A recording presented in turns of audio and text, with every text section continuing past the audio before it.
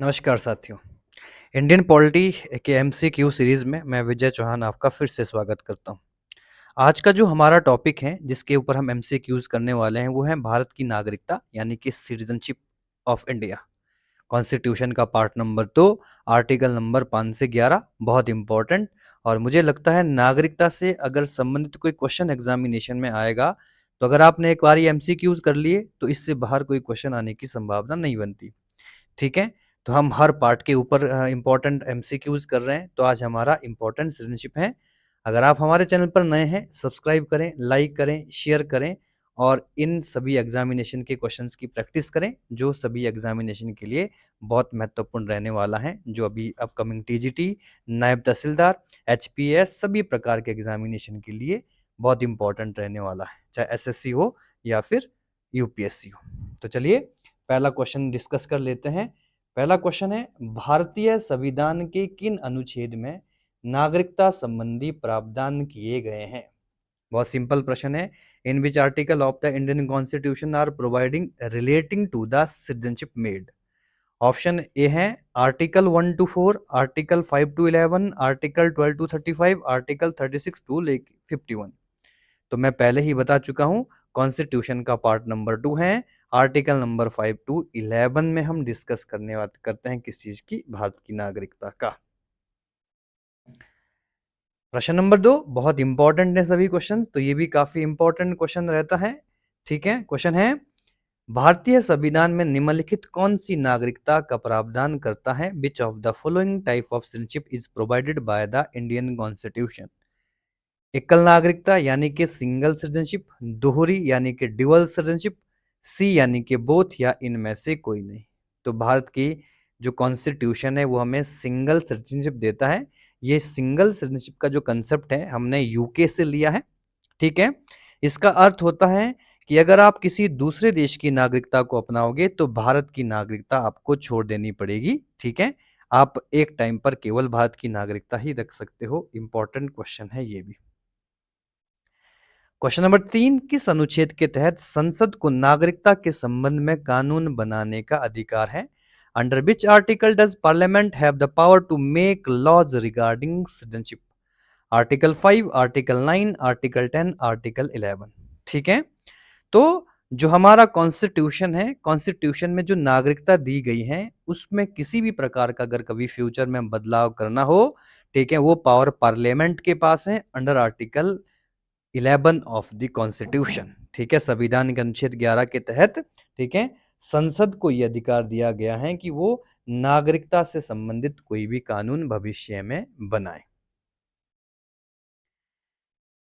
अगला क्वेश्चन, भारतीय नागरिकता प्राप्त नहीं की जा सकती है। Indian citizenship can not be acquired by by birth, ठीक है, बाय नेचुरलाइजेशन, ठीक है, बाय नेचुरलाइजेशन, ठीक है, किसी भूभाग को सम्मिलन द्वारा, बाय इनकॉर्पोरेशन ऑफ टेरिटरी, या फिर भारतीय बैंक में धन जमा करके, by depositing money in an Indian bank. तो अगर आप सिटीजनशिप एक्ट 1955 पढ़ोगे उसके तहत 5 प्रकार से भारत की नागरिकता प्राप्त कर सकते हैं, जिसमें सबसे पहला है बाय बर्थ, दूसरा है बाय डिसेंट, तीसरा है बाय नेचुरलाइजेशन, चौथा है बाय रजिस्ट्रेशन और पांचवा है, ठीक है, बाय इनकॉर्पोरेशन ऑफ टेरिटरी। यानी कि अगर भारत किसी देश पर कब्जा कर लेता है, ठीक है, तो भारत की नागरिकता वहां के लोगों को देनी पड़ेगी। तो ऑप्शन डी इसका आंसर हो जाता है कि खाते में धन जमा करने से नागरिकता नहीं प्राप्त होती है। अगला क्वेश्चन है, देशीयकरण द्वारा नागरिकता प्राप्ति का एक तरीका क्या है? What is the method of acquiring citizenship by naturalisation? माता पिता की नागरिकता, वो तो बाय आपके बाय बर्थ उसमें आएगी।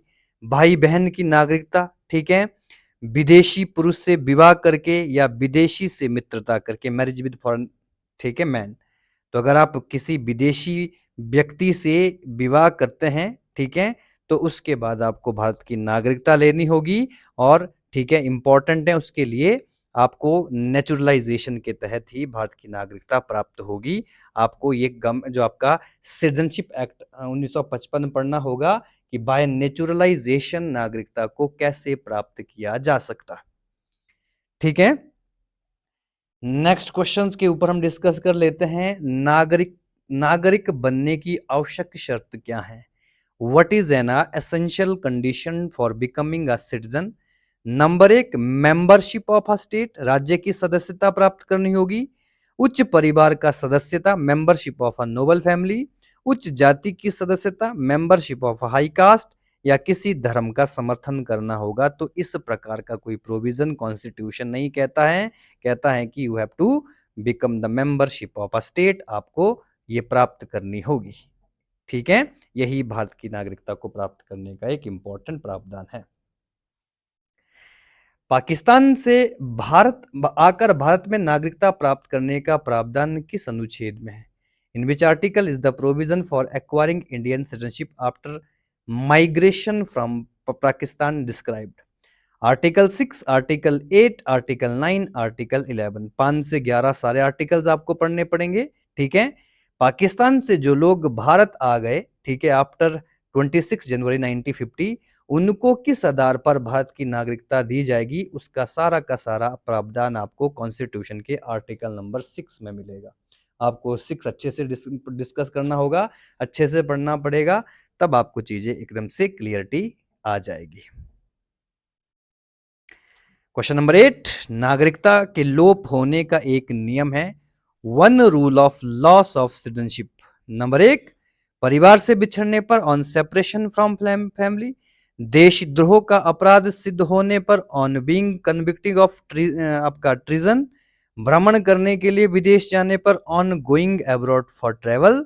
शिक्षा के लिए विदेश जाने पर, on going abroad for education. ठीक है, कि नागरिकता कैसे खत्म हो जाती है। अगर आप विदेश जाते हो पढ़ाई करने के लिए, घूमने के लिए, तो आपकी नागरिकता नहीं समाप्त होती है। हाँ, अगर आपके खिलाफ देशद्रोह या आप अपराधी सिद्ध हो जाते हो, तो आपकी जो नागरिकता है वो छीन सकती है गवर्नमेंट आपको। ठीक है, डिप्राइव कर सकती है आपकी नागरिकता से। क्वेश्चन नंबर 9, एक व्यक्ति नागरिकता का अधिकार कैसे खो सकता है? How can a person lose the right to citizenship? Number 1, किसी दूसरे देश में 2 महीने रहने से, by staying in another country for 2 months. किसी दूसरे देश की नागरिकता लेने से, by acquiring citizenship of another country. राज्य के कर्तव्यों का पालन न करने से, by not performing duty toward the state. बहुराष्ट्रीय कंपनी में काम करने से, by working in a multinational company. तो ऐसा कोई प्रोविजन नहीं है। प्रोविजन यह है कि अगर आप किसी दूसरे देश की नागरिकता को अपनाते हो, तो आपकी नागरिकता स्वयं ही खत्म हो जाएगी। ठीक है, इंपॉर्टेंट प्रश्न है। ठीक है, इस तरह के स्टेटमेंट बेस्ड क्वेश्चन आपको अच्छे एग्जामिनेशन में देखने को मिलते हैं। क्वेश्चन नंबर 10 आता है, कहता है निम्नलिखित में से कौन सी शर्त भारत की नागरिकता प्राप्त करने के लिए नहीं है? Which of following is not condition acquiring Indian citizenship? Domicile, जिसको हम अधिवास बोलते हैं। ठीक है, वंशाक्रम, डिसेंट, पंजीकरण, रजिस्ट्रेशन, संपत्ति, स्वामित्व, ओनरशिप ऑफ प्रॉपर्टी। अगर आप किसी किसी जगह पर कोई प्रॉपर्टी खरीदते हो, तो ये सही महीने में आपकी नागरिकता प्राप्त करने का, ठीक है, एक शर्त नहीं है। डोमिसाइल होना चाहिए आपके पास। डिसेंटली आप क्या कर सकते हो, वंश के आधार पर नागरिकता मिल जाएगी। और रजिस्ट्रेशन के तहत भी, ठीक है, अकॉर्डिंग टू सिटीजनशिप एक्ट 1955 के तहत आप नागरिकता प्राप्त कर सकते हो भारत की। नेक्स्ट क्वेश्चन कहता है, भारत की नागरिकता निम्नलिखित में से किस प्रकार प्राप्त की जा सकती है? Indian citizenship can be acquired through which of the following veg? By birth, bye decent, bye naturalisation, या उपयुक्त में से सभी। मैं इनिशियली सारी चीजें बता चुका हूं। 5, पहला बाय बर्थ ही होता है, बाय डिसेंट दूसरा होता है, बाय नेचुरलाइजेशन तीसरा होता है, बाय रजिस्ट्रेशन चौथा होता है, बाय एक्वायरिंग टेरिटरी, ठीक है, अकॉर्डिंग टू ठीक है, सिटीजनशिप एक्ट ऑफ 1955 के तहत ये सारी इंपॉर्टेंट बातें आपको पढ़नी होगी। नेक्स्ट क्वेश्चन बनता है, भारत सॉरी नागरिकता प्राप्ति व हानि के विषय में विस्तार में चर्चा कहाँ की गई है? Where has the topic acquisition and loss citizenship discuss in detail? Constitution के पार्ट नंबर 2 जो कि सभी आपका नागरिकता का है, 1955 के नागरिकता कानून इन द सिटीजनशिप एक्ट 1955, संविधान की प्रथम अनुसूची in the first schedule of Indian constitution, या in various acts of parliament संसद के विविध अधिनियमों में। तो इनमें से सबसे पहले 1955 में एक एक्ट बना था जिसको हम बोलते हैं सिटीजनशिप एक्ट 1955। इसी में वो 5 तरीके बताए गए हैं कि आप नागरिकता प्राप्त कर सकते हो और 3 तरीके से आप नागरिकता खो भी सकते हो। ठीक है, डिटेल में 1955 का ही अधिनियम है। भाग 2 में जब कॉन्स्टिट्यूशन बना उस समय की नागरिकता की बात होती है, जो आर्टिकल 5 से लेके 11 के बीच में दिया गया है। अगला प्रश्न बनता है, किसी व्यक्ति की भारतीय नागरिकता निलंबित की जा सकती है? The Indian citizenship person can be suspended if वह स्व इच्छा से दूसरे देश की नागरिकता ग्रहण कर ले, he voluntary acquired citizenship another country, वह नागरिकता के दायित्वों से परिचित ना हो, he is not aware of the duty of citizenship, नागरिकता छल पूर्वक प्राप्त की गई हो, सिटीजनशिप वाज ऑब्टेन्ड फ्रॉडेंटली, या वो विदेशी राष्ट्र की सहायता युद्ध के दौरान करे, he assist enemy nation during war. तो भारत की नागरिकता को कैसे सस्पेंड कर सकते हैं? नंबर 1, अगर अपनी इच्छा से छोड़ना चाहे, 18 साल से ऊपर व्यक्ति छोड़ सकता है भारत की नागरिकता को, ठीक बात है। वह नागरिकता के दायित्वों से परिचित नहीं है, ये कोई ग्राउंड नहीं है नागरिकता को सस्पेंड करने से। किसी की नागरिकता की आप नहीं जानते हो कि आपके पास क्या अधिकार है, ठीक है, इसलिए हम आपकी नागरिकता को समाप्त कर रहे हैं, तो ये कोई दूसरा इंपॉर्टेंट बात नहीं है। नागरिकता छल पूर्वक प्राप्त की हो, बिल्कुल, अगर आपने फ्रॉड तरीके से नागरिकता प्राप्त करी है तब भी आपकी नागरिकता सस्पेंड हो सकती है। वह विदेशी राष्ट्र की सहायता युद्ध के दौरान करें, बिल्कुल, ये भी इंपॉर्टेंट बात है। अगर आप किसी विदेशी नागरिक की सहायता करते हो, ठीक है, युद्ध के दौरान, तब भी आपकी नागरिकता सस्पेंड हो सकती है। हमारा आंसर होगा निलंबित की जा सकती है। पहला ठीक, तीसरा ठीक, चौथा ठीक। ऑप्शंस देख लेते हैं। तो ऑप्शंस आपके पास 1 3 1 2 3 1 3 4 1 2 3 4, तो आंसर होने वाला है हमारा 1 3 एंड 4। अगला प्रश्न, नागरिकता संशोधन अधिनियम 1992 के अनुसार, ठीक है, according to the citizenship amendment act 1992, हमारा जो नागरिकता अधिनियम 1955 है उसे लगभग 6 से 7 बार अमेंड किया गया है।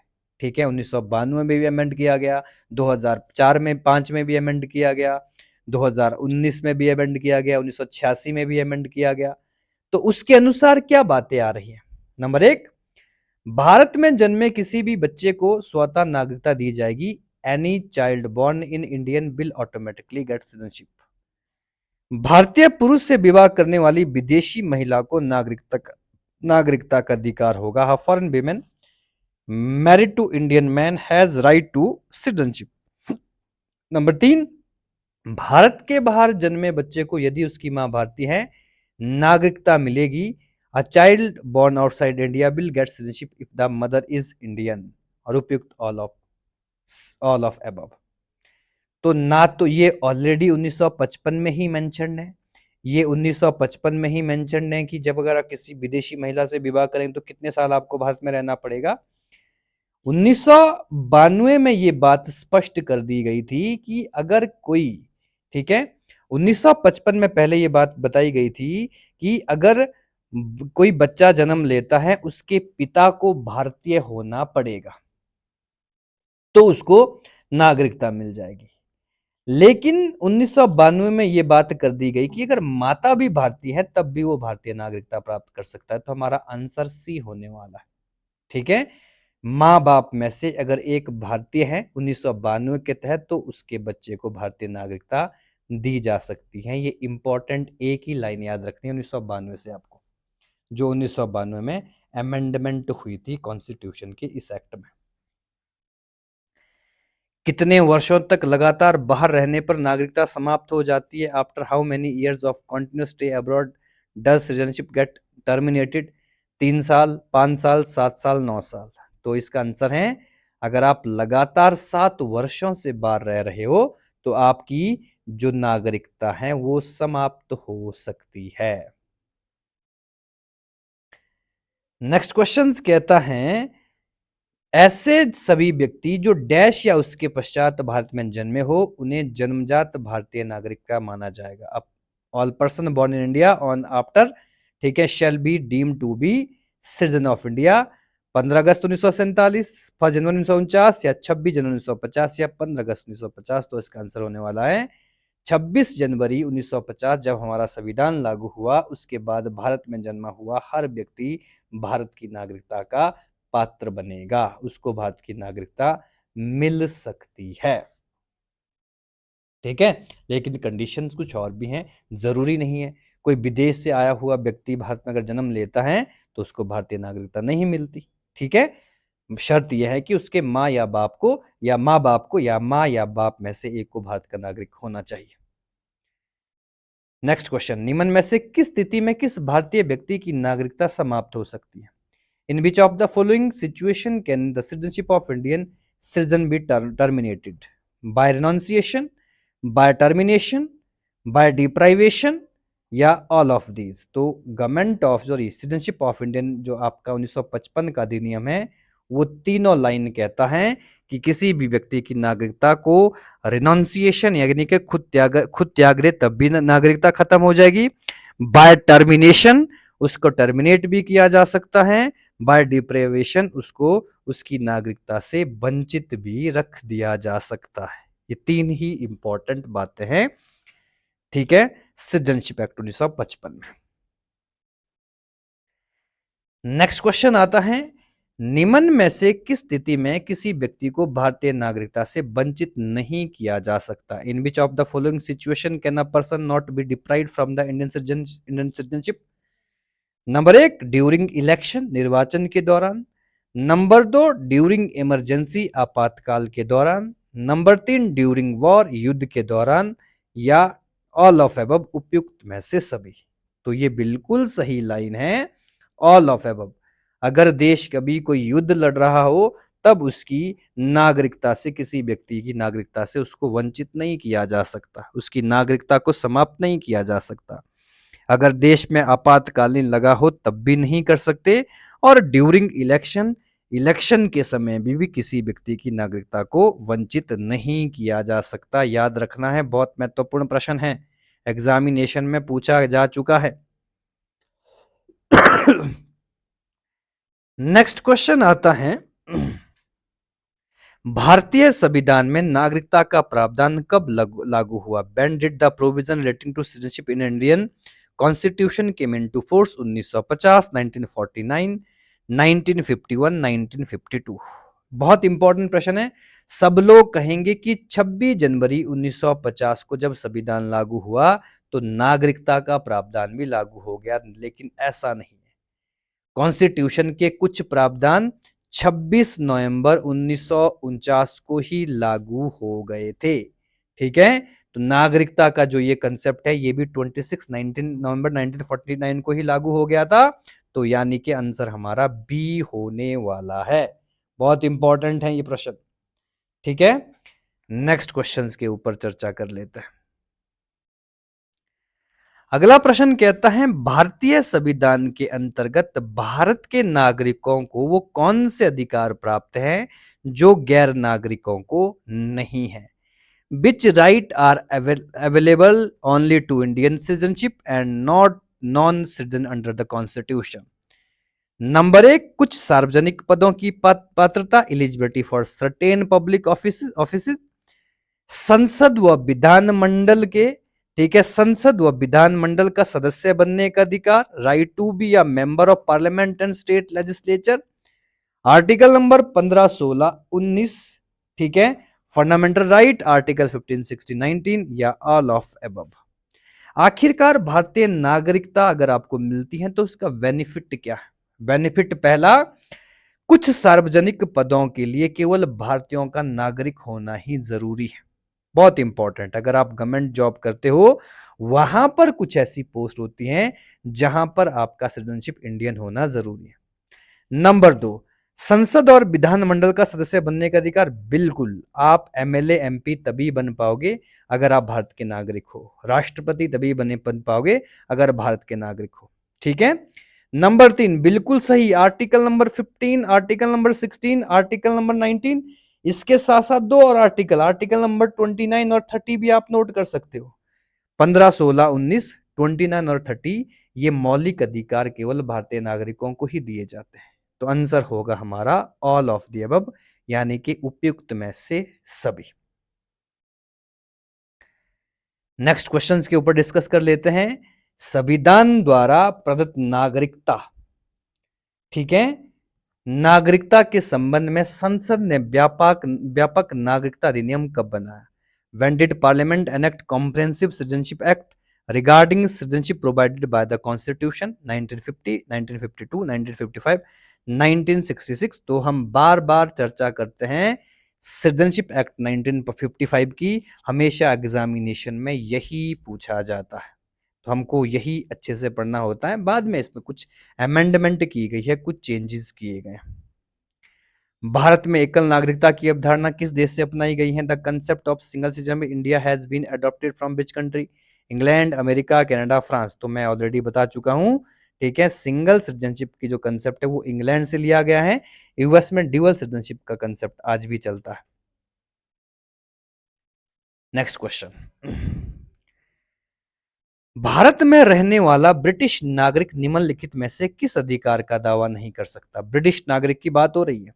A British citizen residing in India cannot claim which of the following right? Number 1, व्यापार और व्यवसाय की स्वतंत्रता का अधिकार, right to freedom of trade and profession, विधि के समक्ष समानता का अधिकार, ठीक है, right to equality before law, जीवन और व्यक्तिगत स्वतंत्रता की सुरक्षा का अधिकार, right to life and personal liberty, और धर्म की स्वतंत्रता का अधिकार, right to freedom of religion. ठीक है, तो विधि का समक्ष समानता का अधिकार 14 में है। ठीक है जी। जीवन और व्यक्तिगत सुरक्षा ये आपको आर्टिकल नंबर 21 में मिलेगा। ठीक है, धर्म की स्वतंत्रता 25 में मिलेगी, और 19 आपको 19 में मिलेगा। तो मैं इनिशियली बता चुका हूं आपको कौन कौन से मौलिक अधिकार भारतीयों को मिले हुए हैं। 15, ठीक है, 16, 19, 29 और 30। ठीक है, इसको छोड़कर बाकी सभी व्यक्तियों को मिले हुए हैं, तो हमारा आंसर हो जाएगा ए। ठीक है, बहुत इंपॉर्टेंट है आर्टिकल नंबर 19। इसका अर्थ है आर्टिकल कौन से मौलिक अधिकार भारतीयों को ही मिले हुए हैं, तो इसमें 19 भारतीयों को ही मिला हुआ है। विदेशी व्यक्ति इस राइट को क्लेम नहीं कर सकता। नेक्स्ट क्वेश्चन आता है, किस देश में दोहरी नागरिकता का सिद्धांत स्वीकार किया गया है? In which country has the principle of dual citizenship accepted? India, Canada, Australia, America. तो मैं पहले ही बता चुका हूं, यूनाइटेड स्टेट ऑफ अमेरिका आज भी दोहरी नागरिकता के प्रावधान को अपनाए हुए हैं। नेक्स्ट क्वेश्चन, नागरिकता निम्नलिखित में से किन विधियों द्वारा प्राप्त की जा सकती है? मैं इसको पहले ही बार बार डिस्कस कर चुका हूं, बहुत इंपॉर्टेंट प्रश्न है। Citizenship Indian acquired by which of the following method? आप बता सकते हो, जन्म से मिलती हैं, बाय डिसेंट से मिलती हैं, बाय रजिस्ट्रेशन से मिलती हैं, बाय रिक्वेस्ट से मिलती हैं। ठीक है, तो 1, 2, 3 हमारा आंसर सही होने वाला है। नेक्स्ट क्वेश्चन, अगला क्वेश्चन कहता है, नागरिकता प्राप्त करने की शर्तें निर्धारित करने वाला सक्षम निकाय कौन सा है? Which is the complete authority of prescribe condition for acquiring citizenship? Election commission, president of India, parliament and state legislature. तो इनका किसी का भी रोल नहीं रहता। आर्टिकल नंबर 11 में पहले ही बता चुका हूं, अगर कॉन्स्टिट्यूशन के भाग नंबर 2 में, ठीक है, भाग नंबर 2 में, यानी कि अगर हमको नागरिकता में कोई भी बदलाव करने हैं तो आर्टिकल 11 के तहत ये पावर पार्लियामेंट के पास होती है। नेक्स्ट क्वेश्चन, भारत की नागरिकता, भारत का नागरिक अपनी नागरिकता खो देगा यदि वह an Indian citizen will lose his citizenship if he, number 1 भारतीय नागरिकता का परित्याग करता है, रिनाउंस इंडियन सिटीजनशिप। नंबर 2 स्व इच्छा से अन्य देश की नागरिकता ग्रहण करता है, voluntary acquire citizenship another country. Number 3 किसी अन्य देश के नागरिक से विवाह करता है, मैरिज सिटीजनशिप और अनदर कंट्री। नंबर 4 सरकार की आलोचना करता है, क्रिटिसाइज द गवर्नमेंट। ठीक है, सही उत्तर हमको चुनना है। भारत का नागरिक अपनी नागरिकता खो देगा यदि वह, नंबर 1, ठीक है, अगर खुद अपनी इच्छा से त्याग दे तो छोड़ सकता है। ठीक है जी, भारतीय नागरिकता का परित्याग कर दे छोड़ सकता है। स्वेच्छा से अन्य देश की नागरिकता ग्रहण करता है, ठीक है जी, तो ये भी अगर वो किसी दूसरे देश की नागरिकता अपना दे तब भी भारत की नागरिकता छूट जाएगी। किसी अन्य देश की नागरिक से विवाह करता है, ऐसा कोई प्रावधान नहीं है, करता है तो भी उसकी नागरिकता रह सकती है। सरकार की आलोचना करता है तो आलोचना करना हमारा परम अधिकार है। अगर सरकार कोई गलत कार्य करता है तो हमें उनको क्रिटिसाइज करना चाहिए, हमारी नागरिकता को कोई खतरा नहीं होगा। ठीक है, तो ऑप्शन आपके पास दिए हुए हैं, चूज करेक्ट। ठीक है, 1 2 3 2 3 4, ओनली 1 एंड 2, ओनली 1 एंड 4, तो आंसर होने वाला है केवल 1 और 2। ठीक है, क्लियर हो चुका है। तो आज की क्लास में नागरिकता से संबंधित हमने 27 क्वेश्चन डिस्कस किए। मुझे लगता है इन्हीं प्रश्न से आपको एग्जामिनेशन में प्रश्न देखने को मिलेंगे। नेक्स्ट पार्ट में हम, ठीक है, फंडामेंटल राइट, ठीक है, फंडामेंटल राइट इंपॉर्टेंट डिस्कस करेंगे, उसके ऊपर एमसीक्यूज करेंगे 2 पार्ट में। बहुत इंपॉर्टेंट रहेगा वो टॉपिक। इंडियन पॉलिटिक्स की सीरीज में बने रहिए। बहुत बहुत धन्यवाद।